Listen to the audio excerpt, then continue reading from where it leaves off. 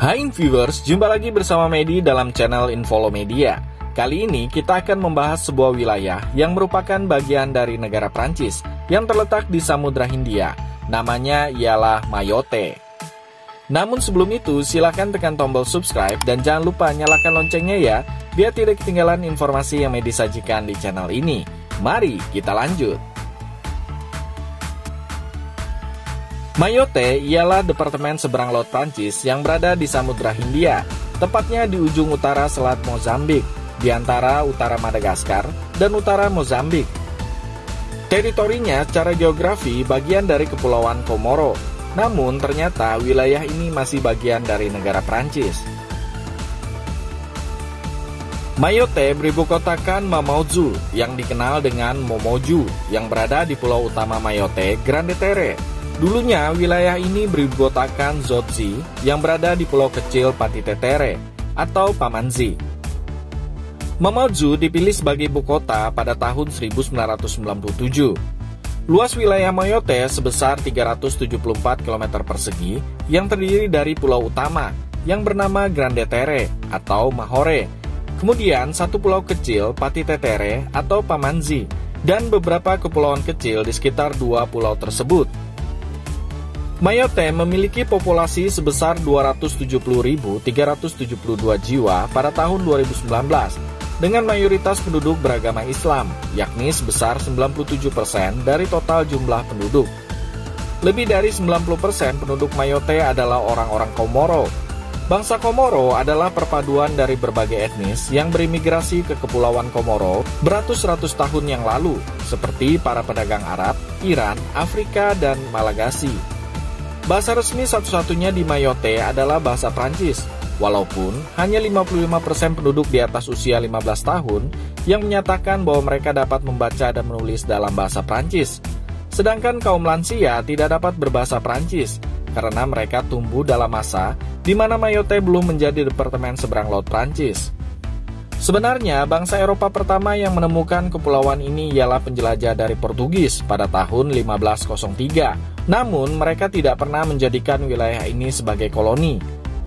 Sekitar tahun 1500-an, kepulauan ini dipimpin oleh Kesultanan.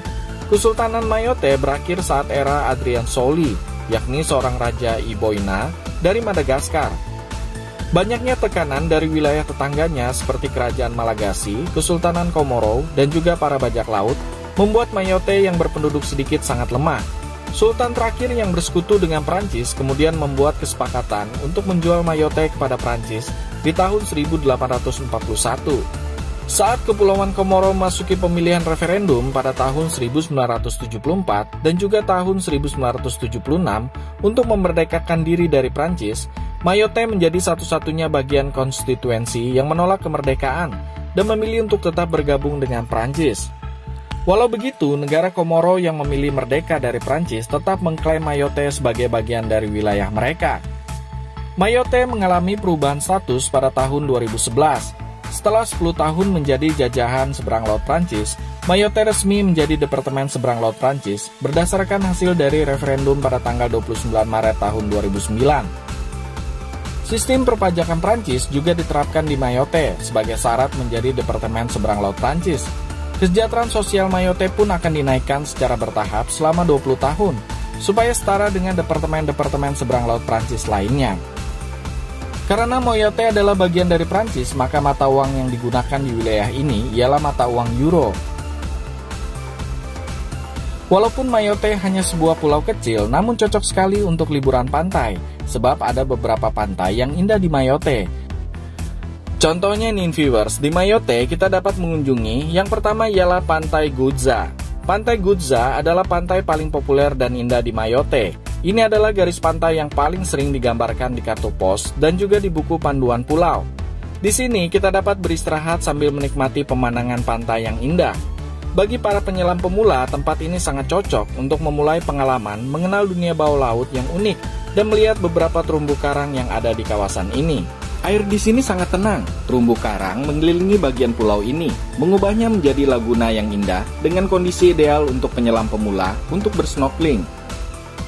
Pantai ini juga menarik sebagai tempat ekowisata, di mana pantai ini disukai oleh penyu laut yang keluar dari laut menuju pantai untuk mencari alga, serta untuk berkembang biak.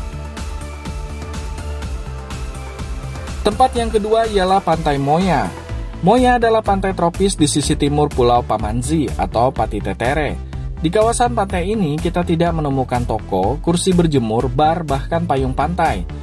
Namun, pantai ini hanya berjarak 3 km dari Zotzi, kota terpadat ketiga di Mayotte, di mana di sana terdapat supermarket, kafe, restoran, hotel, dan juga pasar besar. Pantai Moya terletak di teluk yang indah, sehingga terlindung dari angin yang kencang dan juga ombak yang tinggi. Pantai ini juga dikelilingi oleh pegunungan berbatu dengan tanaman hijau yang subur. 10 meter dari tepi laut terdapat hutan tropis dengan pepohonan yang cukup besar. Pantai ini juga terlihat bersih dengan pemandangan laut yang indah. Ratusan orang akan beristirahat di sini selama puncak musim turis. Tempat yang ketiga ialah Pantai Liha. Pantai ini terletak di pantai barat Mayotte. Tempat ini berdekatan dengan hutan yang lebat. Di sekitar pantai terdapat fasilitas hotel kecil, restoran, toko grosir, dan juga souvenir. Di mana di sini menawarkan pemandangan laut yang indah sekaligus pemandangan hutan yang lebat. Biasanya, para pengunjung di sini ialah pasangan menikah beserta anak-anak mereka, para peselancar, dan setiap orang yang suka dengan ketenangan.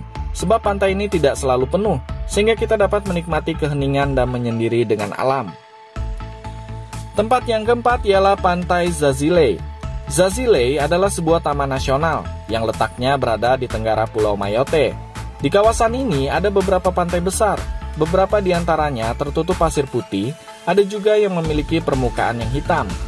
Di sekitar pantai ini juga terdapat hutan hujan yang menjadi habitat berbagai macam burung dan hewan. Di dasar laut kita dapat menjumpai karang yang indah, serta adanya habitat penyu di kawasan ini. Pantai di tempat ini termasuk sunyi karena tidak adanya jalan yang sibuk atau sumber kebisingan yang berada di dekat pantai. Namun gelombang laut di tempat ini cukup tinggi, sehingga apabila kalian ingin berenang jauh dari pantai, harap berpikir terlebih dahulu. Oke viewers, demikianlah informasi sedikit mengenai Kepulauan Mayotte yang terletak di Samudra Hindia. Semoga informasi tadi bisa menambah wawasan kita semua untuk mengenal kawasan atau wilayah sebuah negara di dunia. Dan jangan lupa untuk tekan tombol subscribe serta nyalakan loncengnya ya, biar Medi lebih semangat lagi dalam menyajikan informasi di channel ini. Sampai jumpa!